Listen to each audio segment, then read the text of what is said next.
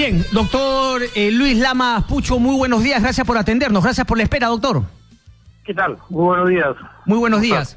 A ver, doctor, esta casación, ¿no? Respecto de un caso de un trabajador de la ONP que justamente ha presentado la abogada Juliana Loza, y claro, mucha gente se preocupa, sobre todo desde la fuente en la cual yo he leído, que esto va a ser aplicado por, digamos, Keiko Fujimori para pedir su libertad, pero imagino que esto es un tema que podría utilizarlo cualquier persona en una circunstancia de que se le va a pedir la prisión preventiva. ¿Qué tan, digamos, obligatorio es utilizar este antecedente en otros casos de prisión preventiva, doctor? ¿Y qué es justamente lo que ha rebajado? O, digamos, ¿qué requisitos se tienen que dar ahora o ya no pueden ser utilizados para pedir prisión preventiva? Entiendo, el no arraigo laboral y viajes al extranjero ya no constituyen peligro de fuga. ¿Es así? En parte, en gran medida es así. Lo que sucede es que el recurso de casación, a diferencia de lo que es un recurso de nulidad, tiene por finalidad que la Corte Suprema solucione o resuelva algunos problemas que han surgido en la forma y la manera como se ha interpretado y cómo se ha aplicado la ley en una resolución en particular. El recurso de casación empieza a tener aplicabilidad en nuestro medio a partir de la vigencia del nuevo Código Procesal Penal, porque con el anterior Código Procesal Penal solamente se podía llegar a la Corte Suprema a través de un recurso de nulidad, o eventualmente recurrir al Tribunal Constitucional en aras de argumentar que se habían violado principios que están reconocidos en la Constitución. A partir de la vigencia del nuevo Código Procesal Penal, como acabo de manifestar, solamente se puede llegar a la Corte Suprema a través de una casación, en la que la parte que intenta solucionar su problema de carácter legal argumenta que se habrían violado derechos formales en cuanto a la resolución que se ha emitido.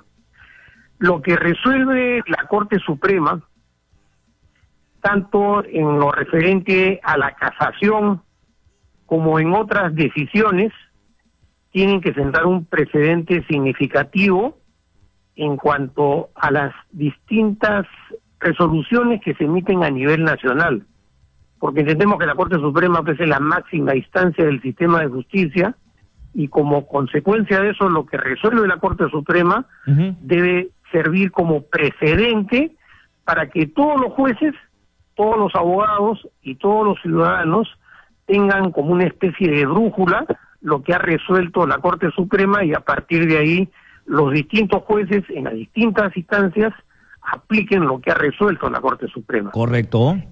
Entonces, en el caso que estamos analizando, sí, evidentemente que hay un tema que ha generado en los últimos tiempos en nuestro medio algunos conflictos, porque por un lado se abusa de la prisión preventiva y por otra parte personas que debían estar presas por distintas razones no sucede lo mismo. Entonces hay toda una discusión y un debate, y hay una expectativa de que la Corte Suprema a través de una casación pueda resolver un problema que, como acabo de manifestar, hasta la fecha no ha podido ser resuelto en nuestro medio. La Corte Suprema, en una última casación, ha establecido ciertos parámetros que son más exigentes, más rigurosos, más detallistas y meticulosos cuando se trata de disponer la privación de la libertad de una persona, porque de lo contrario siempre hay magistrados, jueces o fiscales o abogados que interpretan la ley de acuerdo a sus intereses. Correcto. Entonces, en esa línea de análisis, creo yo que es importante tener presente lo señalado, aunque también es interesante manifestar que no es un hecho nuevo que la Corte Suprema, en el tema específico de la privación de la libertad o la prisión preventiva, ya se haya pronunciado sobre el particular. Hay una casación que se conoce como la casación de Moquegua, en la que ya hace un par de años atrás el sistema de justicia planteó las exigencias que debían cumplirse para poder detener preventivamente a una persona. Doctor. La realidad ha demostrado que eso hasta la fecha no se cumple. Ajá. Porque siempre surgen controversias y los magistrados actúan de distinta manera, a pesar de que hay una línea directriz emanada de las decisiones de la Corte Suprema o de las instancias superiores. A eso quería llegar, doctor. Entonces, desgraciadamente, digamos, eso también podría mostrar una falta de institucionalidad, porque en todo sistema no de justicia, no que se respete en cualquier parte del mundo, obviamente, pues tiene esta característica. Si hay una casación, esa brújula debería guiar a la manera como se resuelve. Claro, siempre pueden haber excepciones, pero no puede seguir siendo un libre albedrío para que cada juez disponga como a él le parezca. Tendrá que, si es que se sale de la regla planteada por una casación, argumentar por qué esa excepción. Pero por lo que usted me dice, no es así.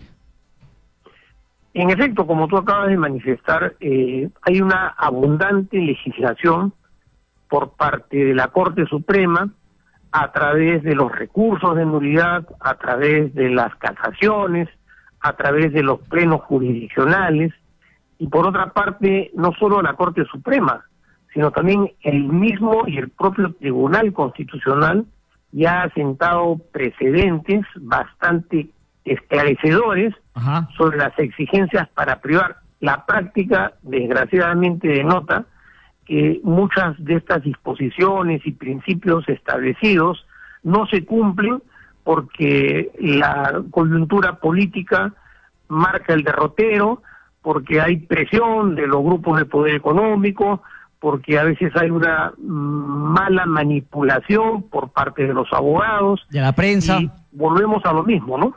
Correcto. Doctor, pero esto también me lleva a un planteamiento que hizo el hoy defensor del pueblo, el señor Gutiérrez, si no me equivoco. Porque él decía, claro, a la hora de evaluar a nuestros jueces y fiscales, tiene que ser una norma que ellos hayan leído resoluciones tanto del TC como de la Suprema en este tipo de casaciones. Uno, si piensa bien, bueno, si piensa mal diría que pueden haber habido arreglos bajo la mesa, pero si piensa bien puede llegar al argumento que planteaba el defensor del pueblo. Hay jueces que no leen, que no se enteran de las casaciones de la Suprema, que deberían marcar un derrotero en la manera como ellos finalmente sentencian. Esa también podría ser. Nos estamos yendo un poco del caso particular, pero me parece interesante tocar este tema general del sistema de justicia. También hay eso, jueces que no se actualizan con sentencias del TC y de la Corte Suprema. ¿Es una realidad eso o no tanto? Mira, los actuales magistrados, sobre todo en las altas instancias del sistema de justicia y en todos los niveles, disponen de un personal bastante frondoso, que son los que le dan asistencia logística y en alguna medida le proporcionan información, porque ahora los procesos ya no son los juicios de antes, ahora son megaprocesos y por lo tanto es humanamente imposible que un magistrado él solo pueda resolver. Es cierto que él toma las decisiones, pero necesita pues de un bagaje informativo que además se ha visto fortalecido, porque antes pues para acceder a la información tenías que tener una biblioteca. Ahora con la digitalización. Ahora pones un machucas en el internet una letra y sale toda la información del Perú y del mundo. Correcto. Entonces, pero evidentemente,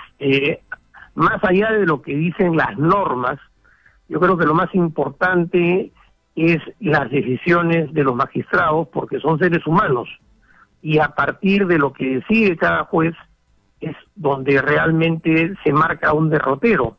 Hemos visto, como te acabo de manifestar, en muchos casos que se abusa de la prisión preventiva. ¿Por qué? Porque se trata de personajes, se trata de una presión mediática, hay intereses económicos, y por otro lado, como tú perfectamente estás consciente, no todos los ciudadanos somos exactamente iguales frente a la ley. Claro que sí. Depende de dónde provienes, de tu estatus social, económico, de tus relaciones, incluso hasta cómo te apellidas, ¿no? Más aún en países como el nuestro. Así es.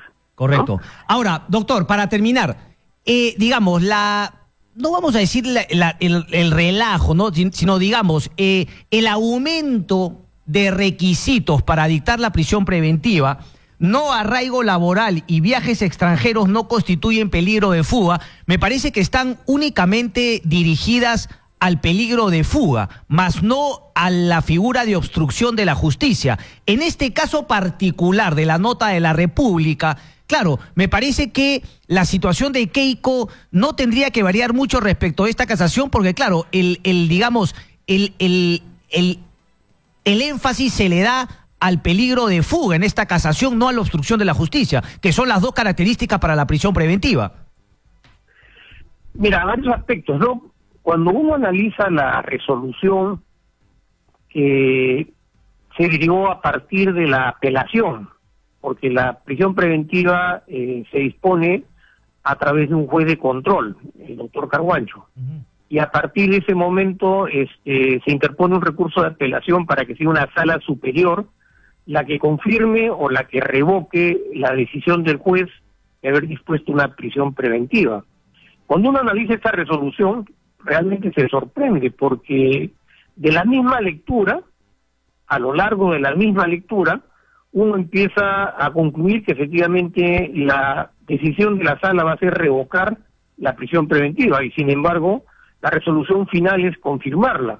Entonces, hay una serie de componentes y una serie de elementos que a veces resultan contradictorios en la forma como se interpreta. Correcto. Este es un caso en particular, pero claro, de lo que se trataría es de establecer mayores exigencias para que algunos magistrados no abusen de la prisión preventiva, porque la forma de pensar de las autoridades y de los ciudadanos significa que mientras la persona no esté privada de su libertad, lo que prima es la impunidad. Correcto. Y que estos problemas de carácter jurídico, social, políticos, económicos, tienen que ser resueltos necesariamente con el encarcelamiento de las personas.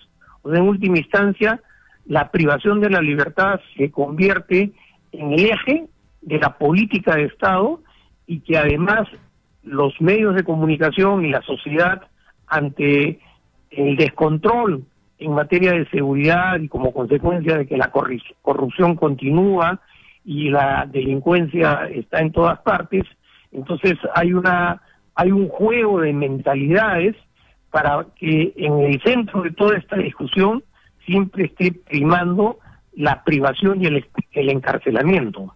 Correcto. Correcto, buen punto. Hay que combatir justamente con eso, con mayor información y conocimiento del derecho. Doctor Lamas Pucho, un placer como siempre. Ya, otra oportunidad. Gracias.